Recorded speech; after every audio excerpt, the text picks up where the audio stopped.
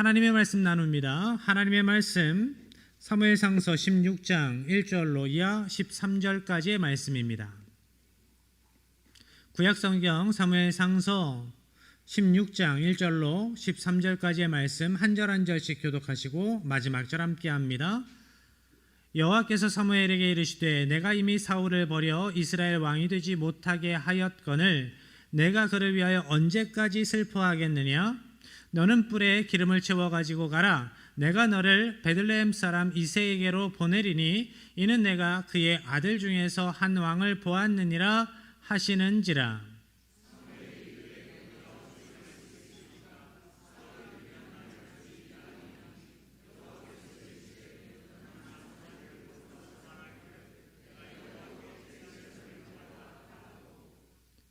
이새를 제사에 청하라. 내가 내게 행할 일을 가르치리니 내가 내게 알게 하는 자에게 나를 위하여 기름을 부을지니라.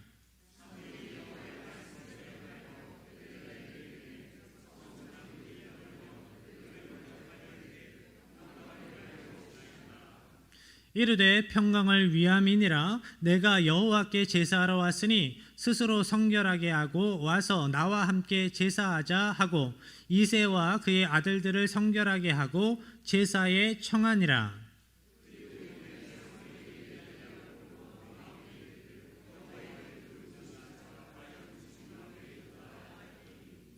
여호와께서 사무엘에게 이르시되 그의 용모와 키를 보지 말라. 내가 이미 그를 버렸노라. 내가 보는 것은 사람과 같지 아니하니 사람은 외모를 보거니와 나 여호와는 중심을 보느니라 하시더라.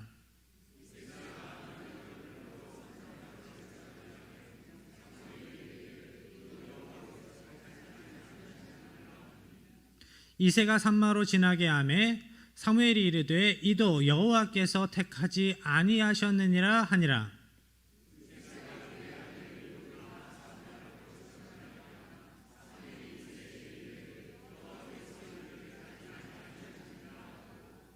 또 사무엘이 이새에게 이르되 내 아들들이 다 여기 있느냐? 이새가 이르되 아직 막내가 남았는데 그는 양을 지키나이다. 사무엘이 이새에게 이르되 사람을 보내어 그를 데려오라. 그가 여기 오기까지는 우리가 식사 자리에 앉지 아니하겠노라.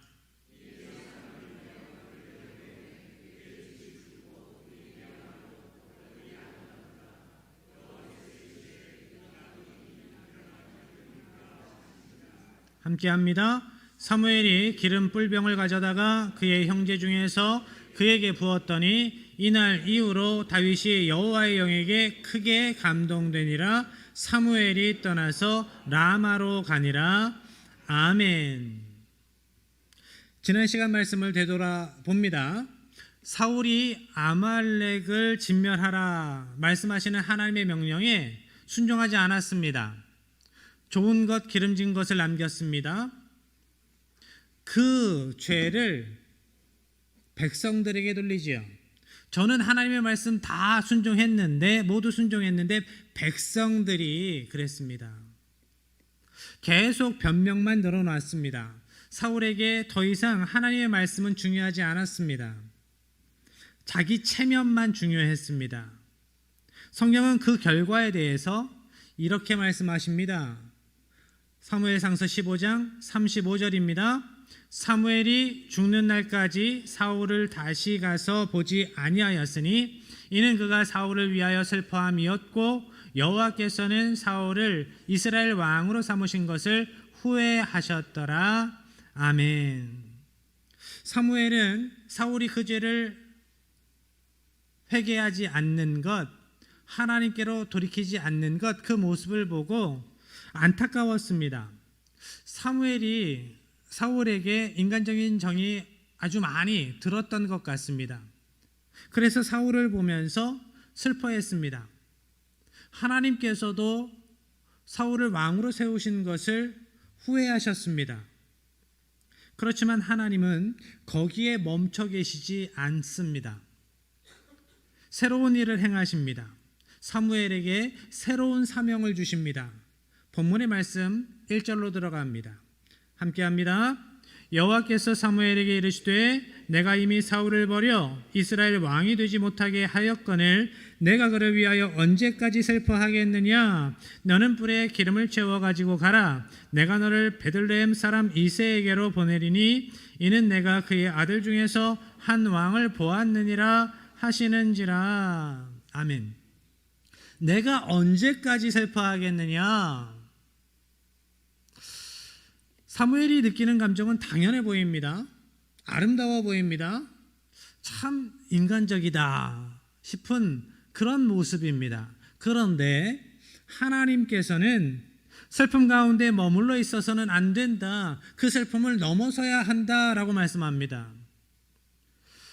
사무엘이 그 감정을 넘어서야 하는 이유에 대해서 이렇게 설명을 하십니다. 내가 이미 사울을 버려 이스라엘 왕이 되지 못하게 하였기 때문이다. 하나님께서 하나님의 뜻을 알려주시면서 너의 감정이 나의 구원 계획에 걸림돌이 되면 안 되겠다 하시는 겁니다. 그러면서 뿔에 기름을 채워서 베들레헴 이새의 집으로 들어가라 하십니다. 그 집에 하나님께서 찾으시는 한 사람, 다음 차기 왕이 있다라는 뜻이지요. 그의 아들 중에서 한 왕을 내가 보았다. 그러니까 왕을 폐위시키고 다음 왕을 세우는 모든 일련의 과정들이 하나님의 뜻, 하나님의 일하심 가운데 있다라는 의미인 겁니다. 2절로 이어갑니다. 사무엘이 이르되 내가 어찌 갈 수 있으리까? 사울이 들으면 나를 죽이리이다 하니 여호와께서 이르시되 너는 암송아지를 끌고 가서 말하기를 내가 여호와께 제사를 드리러 왔다 하고. 사울을 보고 슬퍼하던 사무엘의 마음에 또 다른 감정이 있는 것을 보게 되지요. 바로 두려움입니다. 두려워하는 감정.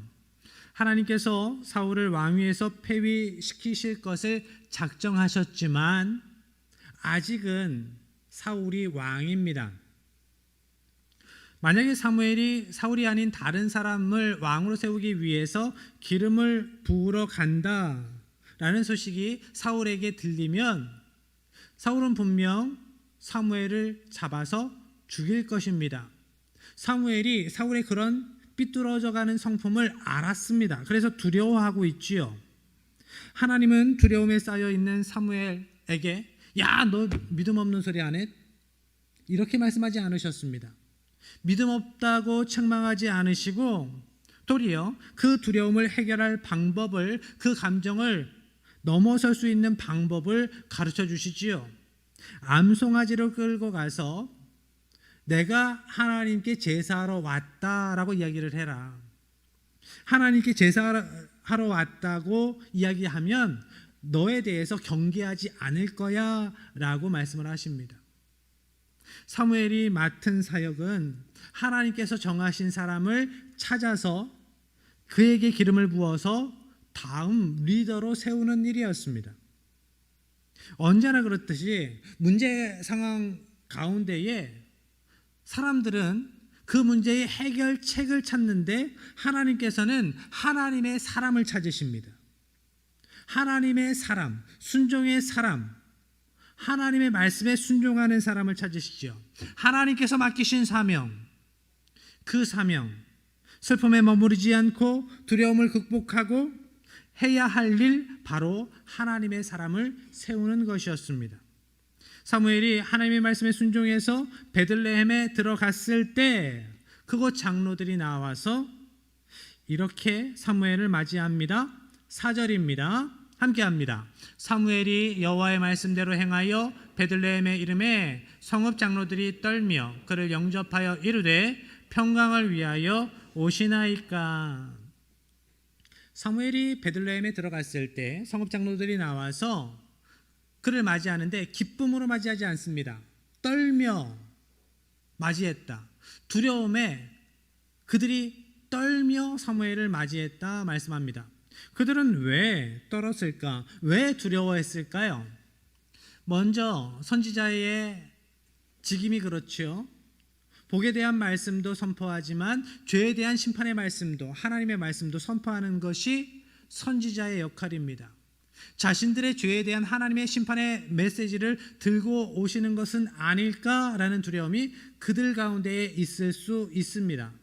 또 한편으로는 하나님께서 사울을 왕으로 세우실 때 사무엘을 통해서 기름 부어 그를 왕으로 세우셨습니다. 하나님께서 하신 거예요. 그렇지만 믿음 없는 이스라엘 백성들은 그 모습을 보면서 야, 사무엘이 정치적인 힘이 있구나라고 생각했을 수 있습니다. 그런데 그러한 사무엘과 사울이 지금 각을 세우고 대립하고 있다는 것을 백성들도 알고 있습니다. 하나님께서 다른 사람을 왕으로 세우신다라는 것을 사무엘을 통해서 사울에게 말씀하셨다라는 것을 주위에 있는 신하들이 들었습니다. 군사들이 들었습니다. 그 소문이 백성들에게 퍼져갔습니다. 그런 상황에서 사무엘이 우리 고을에 들어오는 이 상황이 우리에게 힘든 상황이 되지 않을까? 고래 싸움에 새우등 터지는 그러한 일이 벌어지지 않을까? 걱정을 했을 수 있습니다. 그래서 베들레헴 장로들은 사무엘에게 묻습니다. 평강을 위해서 오십니까? 사무엘이 대답합니다. 평강을 위함이다. 그리고 내가 하나님께 제사하러 왔으니 함께 예배하자 합니다. 이새와 이새의 아들들도 다 부르라고 이야기를 합니다. 그런데 사무엘과 베들레헴 장로들이 만나서 인사를 나누는 이 장면은 예수님께 대한 중요한 예표가 담겨 있습니다. 사무엘이 다윗에게 기름을 부으려고 베들레헴으로 들어가고 있습니다. 성경에서 다윗은 예수 그리스도를 예표하는 인물입니다. 그래서 베들레헴의 평강을 위해 하나님께서 맡기신 기름병을 들고 들어갔다라는 것은 평강의 왕으로 다윗의 혈통을 통해서 이 땅에 오실 예수님에 대한 예표였던 겁니다. 예표적인 사건. 사무엘이 다윗의 형 엘리압을 만납니다. 이새와 이새의 아들들이 와서 그 앞에서 인사를 하지요. 다윗의 형 엘리압을 보자마자 사무엘이 이렇게 이야기를 합니다. 여호와의 기름 부으실 자가 과연 주님 앞에 있다. 엘리압에게 바로 기름을 부으려고 합니다. 그때 하나님께서 말리십니다. 아니다 말씀하시는 거예요. 7절입니다. 함께합니다. 여호와께서 사무엘에게 이르시되 그의 용모와 키를 보지 말라. 내가 이미 그를 버렸노라. 내가 보는 것은 사람과 같지 아니하니 사람은 외모를 보거니와 나 여호와는 중심을 보느니라 하시더라. 아멘. 하나님께서 말씀하세요. 사람은 외모를 보지만 나는 중심을 본다. 여러분은 어떠한 면을 보십니까? 외모를 보십니까? 중심을 보십니까? 외모를 보게 되어 있습니다. 생각해 보십시오. 왜 사랑하고 연애하고 결혼을 하게 됐을까? 잘생겨서 그래요. 예뻐서 그랬습니다. 내 눈에 보기에 잘생기고 예쁘고 아름답고 멋진 그 사람과 사랑하고 결혼했습니다. 지금도 그 마음 변치 않으시기를 축복합니다. 사람은 외모를 보게 되어 있습니다. 그것이 사람이 중심을 보기가 참 어렵습니다. 사무엘의 모습 속에서 우리는 그것을 발견하게 되죠. 사무엘은 훤칠하고 멀끔하니 멋있는 키 큰 엘리압의 외모를 보고 그 외모만 보고 첫눈에 그래 왕이라면 이 정도는 돼야지라고 생각을 했습니다. 그리고 기름을 부으려고 했지요. 그렇지만 하나님은 아니다. 외모가 아니다. 중심이다 라고 말씀합니다. 사람이 가진 기준과 하나님이 가진 기준은 다르다 하십니다. 그렇지만 하나님께서 이렇게 말씀을 하셔도 사람은 그 세상적인 기준을 쉽게 내려놓지 못합니다. 사무엘도 그랬습니다. 사무엘은 사울을 처음 만났을 때도 똑같았습니다. 사무엘상서 9장 2절 함께합니다. 기스에게 아들이 있으니 그의 이름은 사울이요 준수한 소년이라 이스라엘 자손 중에 그보다 더 준수한 자가 없고 키는 모든 백성보다 어깨 위만큼 더 컸더라. 사울은 용모가 준수했고 키도 다른 사람들보다 머리 하나는 더 있었습니다. 그리고 베냐민 지파 가운데 기스라는 유력한 사람들에게 인기 많은 사람의 아들이었습니다. 사무엘은 그런 사울을 만나자마자 초면에 온 이스라엘이 사모하는 자라고 이야기를 합니다. 보자마자. 사무엘이 집중한 것은 사울의 준수한 외모였습니다. 사울의 가문이었습니다. 이 정도의 가문에서 이 정도의 외모를 가진 자가 왕이 될 만하다라고 생각을 했습니다. 그런데 하나님께서 사울을 폐위시키시지요. 그의 불순종으로 인해서 사울을 왕의 자리에서 폐위시키십니다. 그리고 다음 왕을 세우라고 말씀하셔서 사무엘이 다음 왕을 찾으려고 이새의 집을 간 그 시간에도 사무엘은 전처럼 또 외모만 보고 판단하고 있습니다. 사무엘이 영성 있는 하나님의 종이었음에도 불구하고 여전히 세상적인 기준을 가지고 사람을 보고 사람을 판단하고 있다라는 거죠. 사무엘에게는 외모와 가문이 왕으로 인정받을 만한 능력으로 여겨졌습니다. 그렇지만 하나님께서는 외모나 능력이 아니라 그 사람의 중심을, 마음을 보십니다. 하나님께서는 이새의 아들들을 보실 때도 그 마음을, 그 중심을 보셨습니다. 사무엘이 엘리압을 시작으로 해서 이새의 아들들을 차근차근 봅니다. 한 명 한 명 사무엘 앞에 이새의 아들들이 오는데 하나님이 계속 아니다, 아니다, 아니다 말씀합니다. 몇 번째까지요? 7번째까지요. 7 아들을 계속 앞에 소개하는데 아니다, 아니다, 아니다 말씀합니다. 7 아들. 성경에서 7은 완전수입니다. 7 아들이 아니었다, 모두 아니었다라는 것은 이새가 내세울 만한 아들은 모두 보여줬는데 아니었다라는 거예요. 사무엘이 이새에게 묻습니다. 아들들이 이게 전부냐? 이새가 대답합니다. 막내가 있긴 한데요. 막내가 있긴 한데요. 그는 양을 지키고 있습니다. 다윗은 7 아들에 들어가지 못한 아들이었습니다. 누구 앞에 내놓을 만한 아들이 아니었다라는 의미가 있습니다. 막내가 있기는 한데요. 사무엘 선지자님 앞에 내놓을 만한 아들은 좀 아니어서 그래서 들에서 양이나 치고 있으라고 이야기를 했어요. 라고 말을 하는 겁니다. 사무엘은 그 아이를 데려오라 하지요. 다윗이 그 소식을 듣고 집으로 막 달려서 들어왔을 겁니다. 12절의 말씀입니다. 함께합니다. 이에 사람을 보내어 그를 데려오매 그의 빛이 붉고 눈이 빼어나고 얼굴이 아름답더라. 여호와께서 이르시되 이가그니 일어나 기름을 부으라 하시는지라. 아멘. 성경은 다윗의 빛이 붉고 눈이 빼어나고 얼굴이 아름다웠다라고 설명하고 있습니다. 그런데 외모가 아니라면서요. 외모 보면 안 된다면서요. 그런데 왜 갑자기 이렇게 말씀하실까요? 왜 이런 말씀을 하시는 걸까? 이것은 세상적인 기준으로 봤을 때 그가 이러하다 저러하다라는 뜻이 아닙니다. 하나님의 관점을 설명하는 거예요. 생각해 볼까요? 실제로 양을 치다가 들판에서 바로 달려온 다윗의 모습은 어땠을까? 양을 친다는 게 우리가 보는 성화에 있는 목동의 모습, 아름다운 모습, 멋진 모습 아닐 겁니다. 흙이 잔뜩 묻은 허른 옷을 입고 양의 똥냄새가 몸에 배어 있고 그런 상황에서 헐레벌떡 땀을 흘리며 왔을 다윗입니다.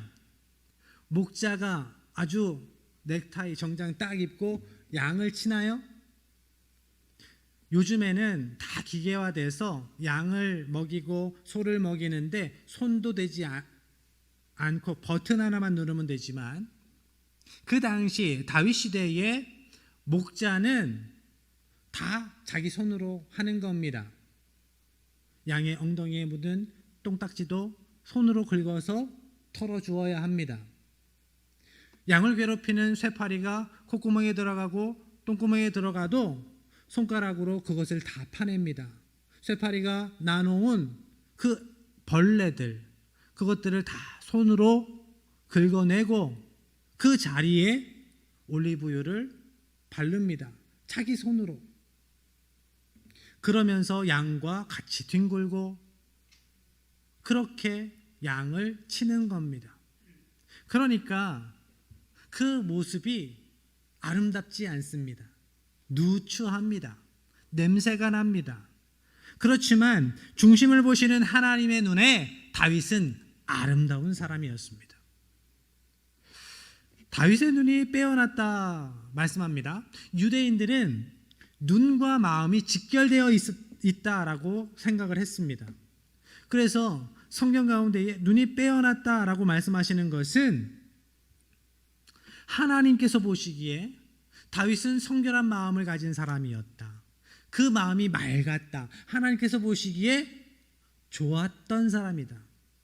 그 마음이 하나님께서 보시기에 좋았더라. 이렇게 말씀하고 있는 겁니다. 하나님은 세상 사람들이 보는 관점과 다른 관점으로 보시고 다윗의 마음의 중심을 보시고 그를 다음 왕으로 세우셨습니다. 우리도 하나님과 같이 세상과 다른 관점으로 하나님의 관점으로 세상과 사람을 볼 수 있어야 합니다.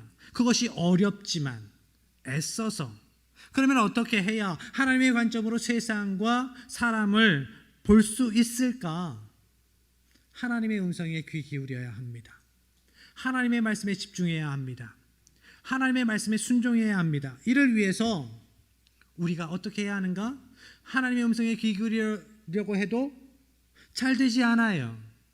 이 세상의 여러 가지 문제로 하나님의 말씀에 집중되지 않습니다. 우리의 감정 때문에 하나님의 말씀에 순종하기가 어려워요. 그러면 어떻게 해야 합니까? 우리의 선함으로 우리의 능력으로 안 됩니다. 하나님의 영에 사로잡혀야 합니다.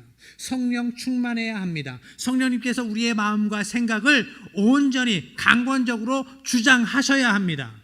그래야 하나님의 눈으로 세상을 볼 수 있는 거예요.